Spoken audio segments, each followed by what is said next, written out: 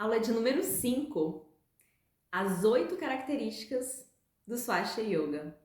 Antes de nós adentrarmos nessas 8 características, pontuarmos cada uma delas e de eu te apresentar o quadro dessa aula, vamos lembrar de 2 definições. Primeira delas, definição formal do termo yoga aqui para nós. Yoga é qualquer tipo de metodologia estritamente prática que conduz ao Samadhi. A segunda é a definição formal do Swastika Yoga. Então anota aí. Swastika Yoga é o nome dado à sistematização do yoga antigo. Quando a gente fala em yoga antigo, lembra, a gente está falando de um yoga que contém características matriarcais, sensoriais, desrepressoras, de visão de mundo naturalista. Muito bem. Bárbara, o que são essas 8 características? Por que elas aparecem aí? E qual o diferencial que ela traz para a compreensão dessa filosofia prática do yoga? Ou no caso, aqui a gente já está falando, depois de termos visto a perspectiva histórica, a construção do yoga pela passagem do tempo, da chegada e sistematização do yoga, do Swastika Yoga, do yoga pré-clássico. Agora a gente foca na nossa prática nessa linha do yoga pré-clássico. Pegando o gancho dessa primeira definição, yoga é uma metodologia. Então o que você vai ver aqui nessa aula justamente é a sistematização dessa metodologia. Então cada linha de yoga vai ter uma estrutura diferente. As 8 características são justamente as principais ferramentas, a forma que você é capaz de dizer: essa é uma prática de Swastika Yoga, porque ela contém isso, e aí você vai pensar nessas 8 características. O que você precisa saber de cara é que a gente vai dividir elas em 2 grupos, sendo que as 3 primeiras características são técnicas, estritamente técnicas. As 5 últimas características estão mais ligadas a valores comportamentais, ao clima das aulas, ao que o instrutor, o professor, vai buscar de forma mais sutil transmitir, já que está ali embasado naquele modelo comportamental do matriarcal, do desrepressor, do Tantra, né? Então, essa carga do Tantra, do comportamento, ela é tão importante dentro da nossa prática que ela ganhou esse espaço aí dentro das 8 características, apesar de só 3 delas serem de fato técnicas, como eu falei com vocês. Característica número 1, Ashtanga Sadhana. Nesse momento eu já apresento para você o quadro da aula de hoje, assim você inclusive já pode observar, escrever, passar para o seu caderno e gravar mesmo como é escrito no caso esse termo, que é um termo sânscrito. Ashtanga Sadhana. Vamos separar aí essas palavrinhas para você compreender do que exatamente a gente está falando, já que essa é a primeira e a principal característica do Swastika Yoga. Ashta significa 8, número 8. Anga significa parte. E sadhana significa prática. Ashtanga em sânscrito é um termo que está aparecendo aí junto, como você está vendo. E como ashta e anga são palavras que têm traduções diferentes, quando reunidas na palavra ashtanga, o A ganha um acento agudo, representando o prolongamento da vogal A. Ashtanga sadhana seria a pronúncia correta. E aí, valorizando, né, essa questão cultural do berço do yoga, sempre presente nos nossos estudos, nas nossas práticas, eu vou sempre pontuando aqui para vocês também a utilização do sânscrito, que é uma língua morta, ou seja, uma língua que não sofre mais alterações, e a gente considera isso positivo porque evita distorções, por isso a gente prefere usar os termos, os nomes dos asanas, por exemplo, os nomes dos angas, como você vai ver agora. O sânscrito, yoga, é um termo sânscrito. Então, a Ashtanga Sadhana é uma prática de 8 partes. Partes aqui pra gente significa 8 feixes de técnicas, que são eles nessa ordem: Mudra, Puja, Mantra, Pranayama, Kriya, Asana, Yoga Nidra e Samyama. 8 termos sânscritos que dão nomes a partes da prática. Essa estrutura, ela recebe o nome de Adi Ashtanga Sadhana, prática principal em 8 partes. O termo Adi, ele vai representar essa principal, vai representar essa fundamental. Então, quando a gente fala no Adi Ashtanga Sadhana, significa que você vai realizar uma prática de yoga, de Swastika Yoga, nessa ordem, com esses feixes de técnicas, um depois do outro, igual você está vendo aí no quadro. Mudra seguido de Puja e assim sucessivamente até Samyama. Esse termo Adi existe porque existem outras formas da gente organizar essa prática, mudando a ordem desses 8 componentes, ou até mesmo eliminando alguns deles. Fazendo uma prática, por exemplo, só de asana, só de pranayama, ou uma prática de mudra, pranayama, asana e samyama. Então, esses 8 feixes de técnicas, eles podem ser todos recombinados.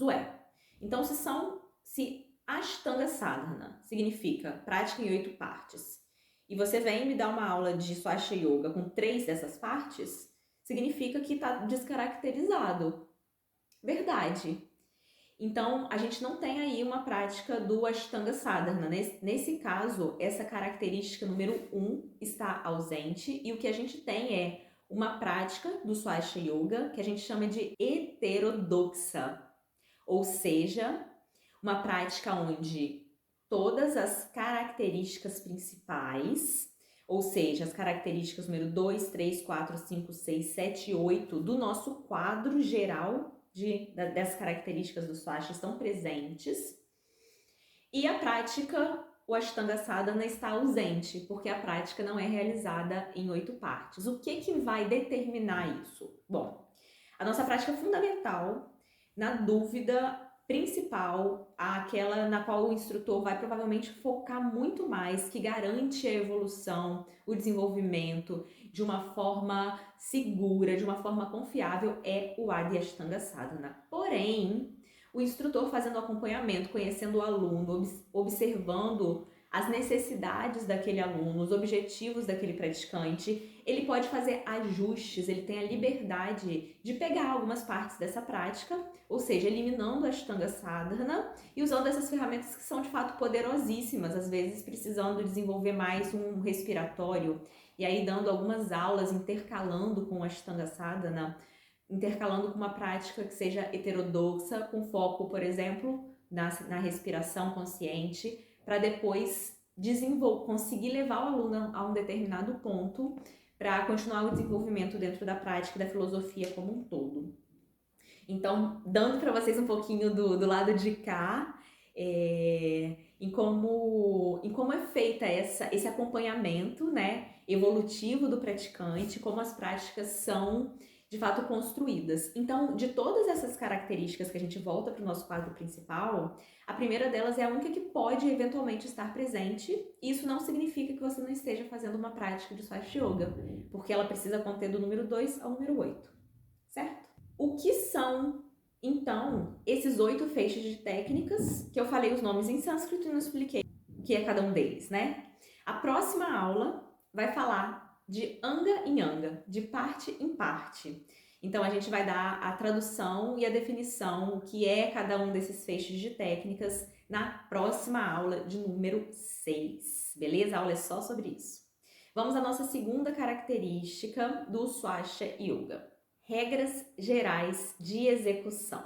O professor e sistematizador do Swastika Yoga, ele sistematizou também 8 regras gerais de execução a serem aplicadas nos asanas. Os asanas são aquelas posições orgânicas, né, que a gente faz com o corpo, junto com a respiração consciente, fazendo as permanências, aquela parte bem característica do yoga. Então, A execução dos asanas, ela segue uma lista para que o professor e o aluno possam desenvolver de forma segura, confiável também, que orienta o tempo que a pessoa vai permanecer na posição, até onde ela vai ir, o que ela precisa observar. Então, as regras gerais de execução, elas vão falar justamente sobre 8 pontos a serem observados pelo instrutor e pelo aluno, pelo praticante em geral, dentro principalmente aí dos asanas. As regras gerais de execução são na seguinte ordem. Acompanhe aí no quadro. Número 1, respiração coordenada. 2, regra de permanência. 3, regra de repetição. 4, regra de localização da consciência. 5, regra de mentalização. 6, regra de ângulo didático. 7, regra de compensação. E 8, regra de segurança. A aula número 7 será sobre as regras gerais de execução. Então, a gente vai ali desdobrar cada uma delas. O que você precisa saber agora é que as regras gerais de execução, elas não foram inventadas. Elas foram observadas. Vou dar um exemplo para ficar mais claro para você. Nas repetições dos asanas, nas execuções, inspira, eleva os braços, solta o ar, desce o corpo para frente, gira, solta o ar, desce para a lateral, exalando, inspira, eleva o corpo.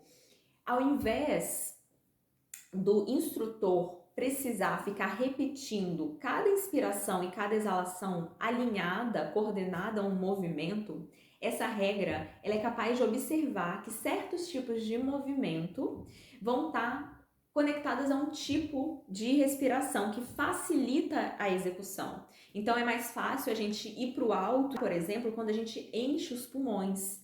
E os pulmões funcionam como balões e ajuda a elevar, a tracionar. Então, existe uma regrinha, uma dessas regras da respiração que está sendo o nosso exemplo, que vai falar: movimentos para cima são feitos com inspiração. Movimentos para baixo são feitos com exalação. Estou te passando ela de forma resumida aqui, tá? A gente vai aprofundar na próxima aula. E aí, o que você precisa observar é o seguinte: elas existem, essas regras elas estão aí, elas são apresentadas aos alunos, são incorporadas por eles desde o início das práticas. Costuma ser o primeiro mês de práticas, os primeiros 2 primeiros meses, focados aí nos asanas, nas posições e na respiração, passando por essas 8 regrinhas gerais de execução. E aí, uma vez que o aluno já entendeu como permanecer, já faz as mentalizações, já sabe como fazer as mentalizações, já consegue perceber as necessidades do corpo para permanecer, isso vai abrindo espaço para que ele adentre a prática completa de Swastika, a prática com outros elementos, outros níveis de profundidade, e aquele tempo que o instrutor fica lá, vai para cima, solta o ar, desce, ele vai incorporar outros tipos de conhecimentos e vivências, bandhas, mentalizações específicas, eventuais reflexões ou percepções, dicas, correções.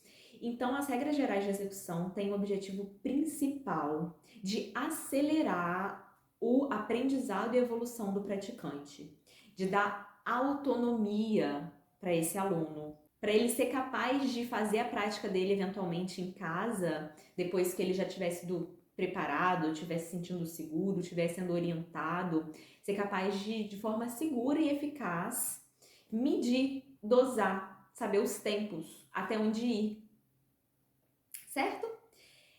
E aí fica um paralelo, inclusive, que as regras gerais de execução, elas inspiram fortemente o nome escolhido Swastika para a nossa prática. Swastika, lembra a primeira tradução desse termo? Autossuficiência. Termo sânscrito, de novo, que significa autossuficiência, saúde, bem-estar, conforto e satisfação. Foi batizado aí para a sistematização do yoga antigo, né?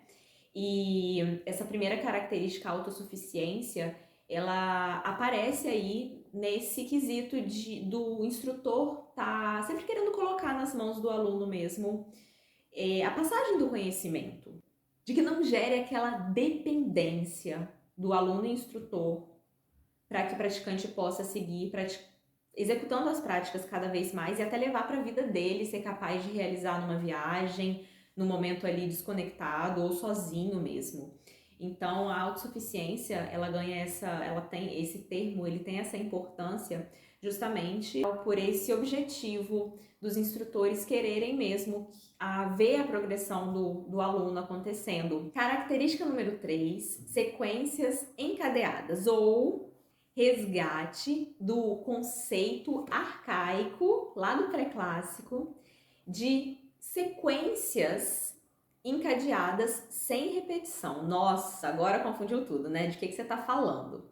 A gente está falando das coreografias, a gente está falando da passagem de um asana, de uma posição para outra. A gente está falando de uma característica muito especial que tem na nossa prática, que também você observa um praticante fazendo ali uma sequência, enlaçando um asana ao seguinte, você fala, isso é uma característica do Swastika Yoga.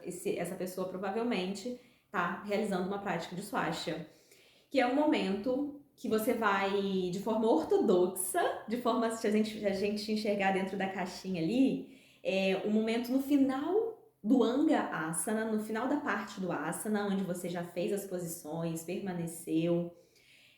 Lá no finalzinho costuma ter de 1 a 3 minutos de uma sequência que você cria livremente, ou com seu instrutor, ou de forma autossuficiente até, e vai fazer uma passagem parando 1 segundo em cada técnica, enlaçando numa posição seguinte, sem repetir, sem fazer para o outro lado, como se fosse uma dança.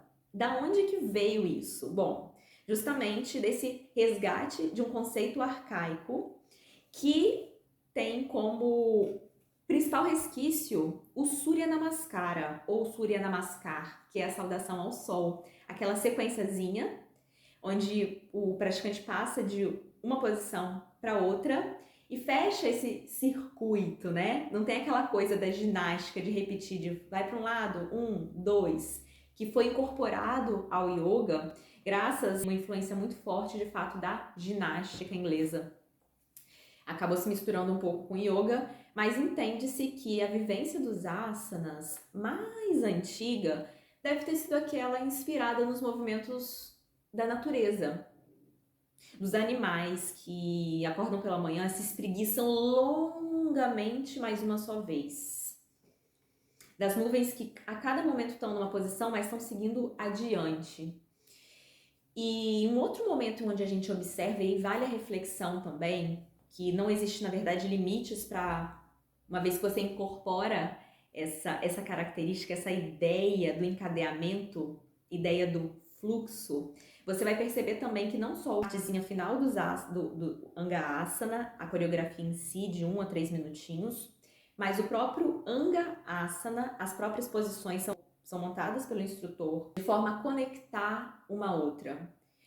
As próprias passagens de uma posição para outra são passagens conscientes, devem ser passagens conscientes.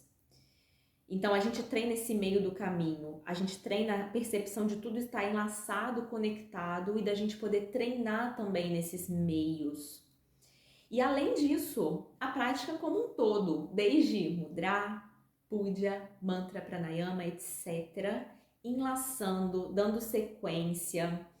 Uma parte que é executada, ela não é executada e vai embora e acaba. Ela prepara o terreno, você sobe um degrau e parte a parte vai subindo para chegar lá no último, no samyama, que é o momento da meditação.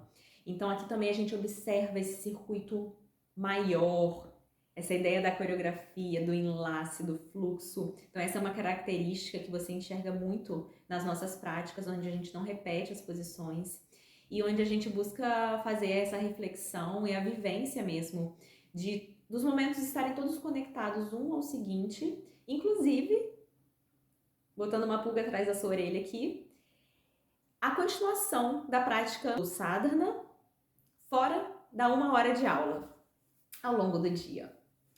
Praticando 24 horas por dia, tudo enlaçado, até o reforço na próxima. Por fim, Shiva Nataraja, O criador do yoga entrou para a mitologia com esse nome Nataraja, rei dos bailarinos, não foi à toa.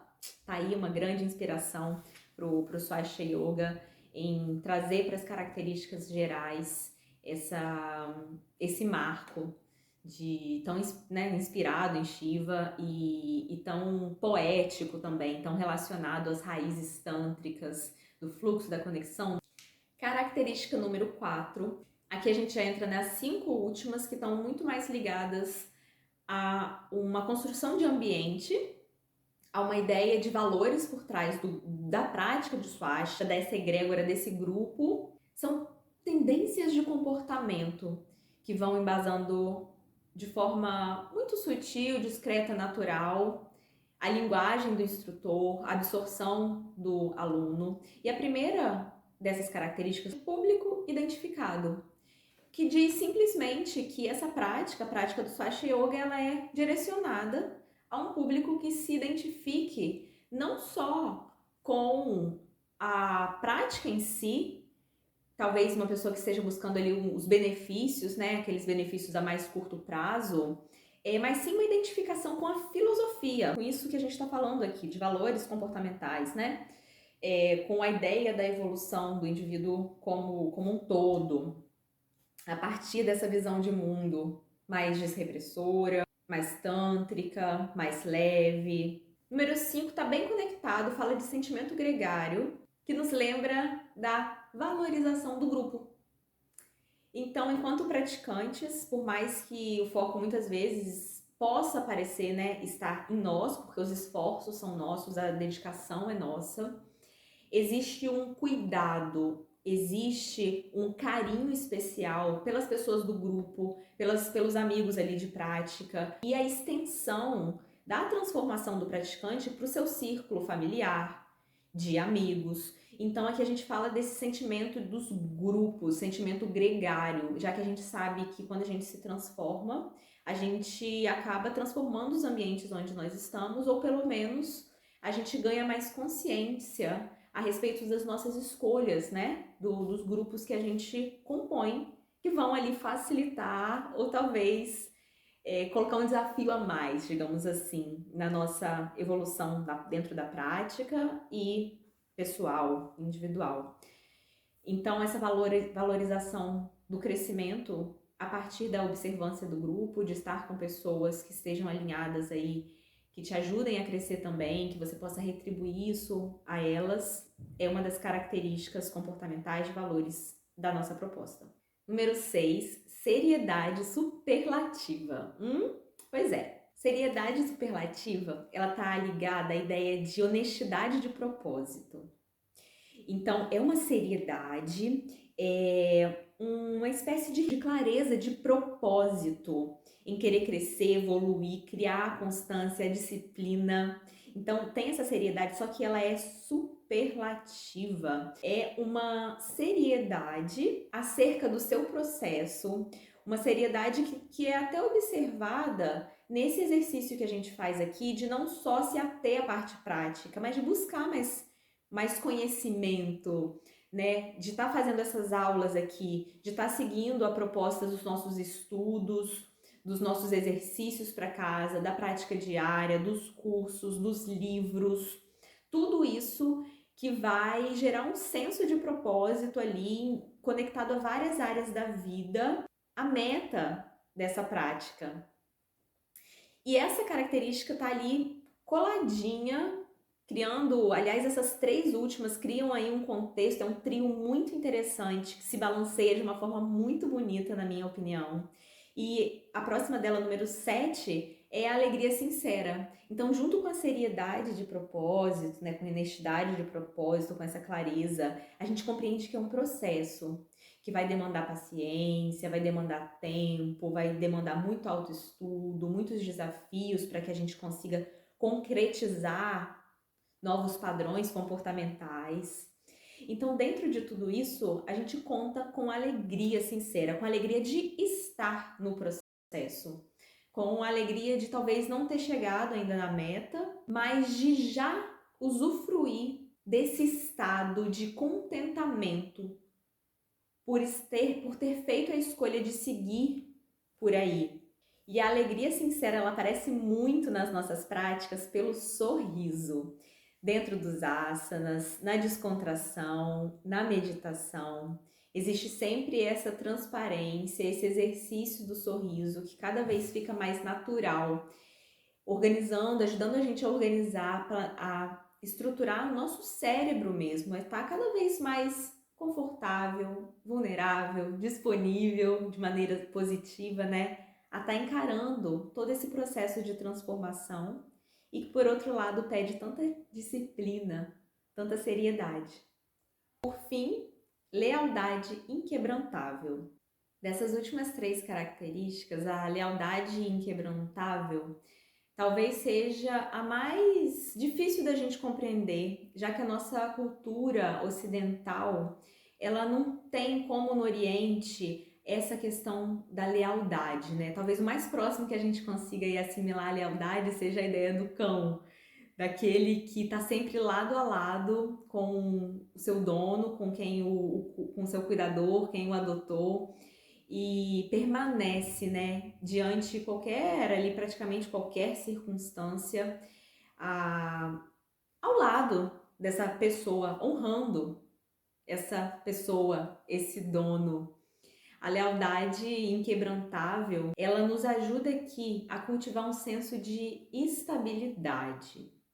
Atualmente, existe a tendência, a facilidade da gente mudar de linha muito rapidamente.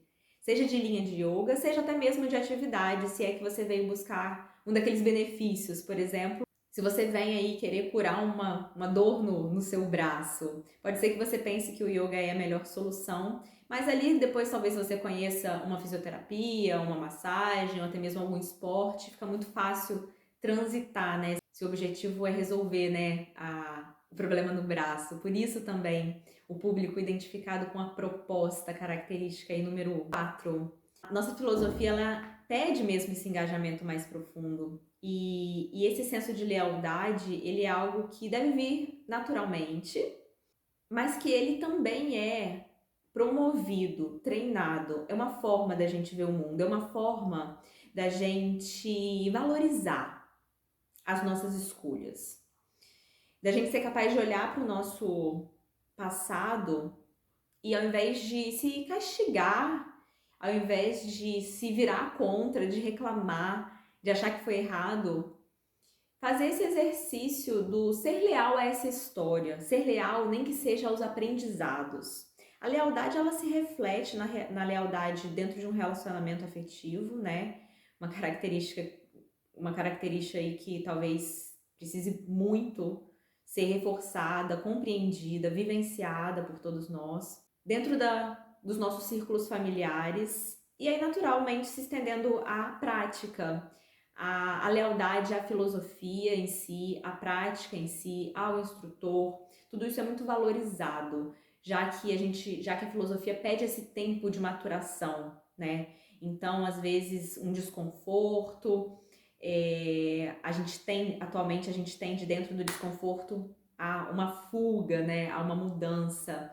Então, é ser capaz de observar essa lealdade por detrás da decisão de manter-se conectado a essa prática, talvez por períodos mais longos, 5, 10, 15, 20 anos, e observar de fato os momentos de necessidade de mudança, que aí não vem de uma desestabilização, não vem de um desconforto, não vem de um auto-boicote. Então é um carinho mesmo que a gente desenvolve pelo lugar que essa filosofia ocupa na nossa vida. Essa é um pouquinho da abordagem do que nos ensina a lealdade inquebrantável, um desses aspectos tão sutis, tão bonitos, tão transformadores e profundos aí desse nosso trio para fechar as 8 características do Swastika Yoga. Te vejo na próxima aula. Até!